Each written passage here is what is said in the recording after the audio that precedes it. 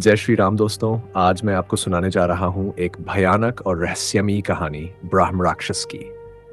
ये कहानी इतनी भयावह है कि इसे सुनने के बाद आप सोच में पड़ जाएंगे कि क्या वास्तव में ऐसा हो सकता है। बिना किसी देरी के आइए शुरू करते हैं।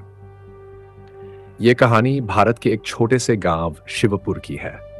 ये गांव हरे भरे जंगलों और ऊंची पहाड़ियों से घिरा हुआ था। गांव के लोग मेहनती और धार्मिक थे और वे नियमित रूप से गांव के प्राचीन मंदिर में पूजा अर्चना करते थे।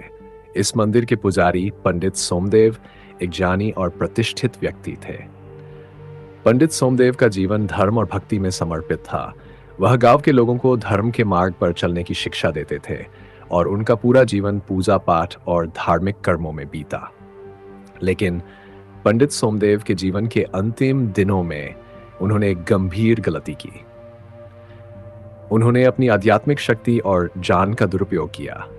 उन्होंने अपने व्यक्तिगत लाभ के लिए कुछ तांत्रिक क्रियाएं की जो उन्हें नहीं करनी चाहिए थीं। ये पाप उनके लिए बहुत भारी साबित हुआ और उनकी मृत्यु के बाद उन्हें ब्राह्म राक्षस बनने का श्राप मिला। ब्राह्म राक्षस एक प्रेत होता है जो ब्राह्मण होते हुए भी अपने पापों के कारण राक्षस बन जाता है। पंडित सोमदेव की आत्मा को शांति नहीं मिली और वह ब्राह्म राक्षस बनकर गांव के मंदिर में रहने लगी। रात के समय वह गांव के लोगों को परेशान करने लगा।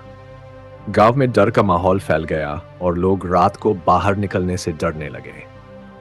ब्राह्म राक्षस की उपस्थिति का पहला संकेत तब मिला जब गांव के कुछ युवकों ने रात को मंदिर के पास अजीब सी आवाजें सुनी। उन्होंने देखा कि एक बड़ी भयानक आकृति मंदिर के पास घूम रही थी। उसकी आंखें लाल थीं और उसके नाखून लंबे और नुकीले थे। ये दृश्य देखकर वे युवक डर से कांप उठे और तुरंत गांव वापस भाग गए। धीरे धीरे गांव में ब्राह्म राक्षस की कहानियां फैलने लगीं। लोग कहने लगे कि ब्राह्म राक्षस रात के समय गांव के घरों के दरवाजों पर दस्तक देता है और अगर कोई दरवाजा खोलता है तो वह उसे अपने साथ ले जाता है। कई लोगों ने दावा किया कि उन्होंने रात के समय ब्राह्म राक्षस की चीखें सुनी हैं। गांव के बच्चे रात को सोते समय डरते थे और गांव के बुजुर्ग इस समस्या का समाधान ढूंढने की कोशिश में लगे थे। गांव के बुजुर्गों ने एक दिन बैठक की और इस समस्या का समाधान निकालने का निर्णय लिया। उन्होंने एक जाने माने तांत्रिक महादेव जी को बुलाने का फैसला किया। महादेव जी अपनी तंत्र मंत्र की शक्तियों के लिए प्रसिद्ध थे और उन्होंने कई भूत प्रेतों को शांत किया था। महादेव जी गांव में आए और गांव वालों से ब्राह्म राक्षस के बारे में पूरी जानकारी ली। उन्होंने मंदिर के पास एक यज्ञ करने का निर्णय लिया और ब्राह्म राक्षस को शांत करने के लिए मंत्रोच्चार शुरू किया। यज्ञ के दौरान ब्राह्म राक्षस ने महादेव जी पर हमला करने की कोशिश की, लेकिन उनकी तांत्रिक शक्तियों के आगे उसकी एक नहीं चली। महादेव जी ने ब्राह्म राक्षस से बात की और उससे उसके कष्ट और पापों के बारे में पूछा। ब्राह्म राक्षस ने अपने पापों का पश्चाताप किया और महादेव जी से मुक्ति की प्रार्थना की। महादेव जी ने उसे मुक्ति देने का वचन दिया, लेकिन इसके लिए उसे अपनी गलतियों का प्रायश्चित करना होगा। महादेव जी ने एक विशेष यज्ञ किया जिसमें ब्राह्म राक्षस ने अपनी गलतियों का प्रायश्चित किया और भगवान से क्षमा मांगी। यज्ञ के अंत में ब्राह्म राक्षस की आत्मा को मुक्ति मिल गई और वह शांत हो गया।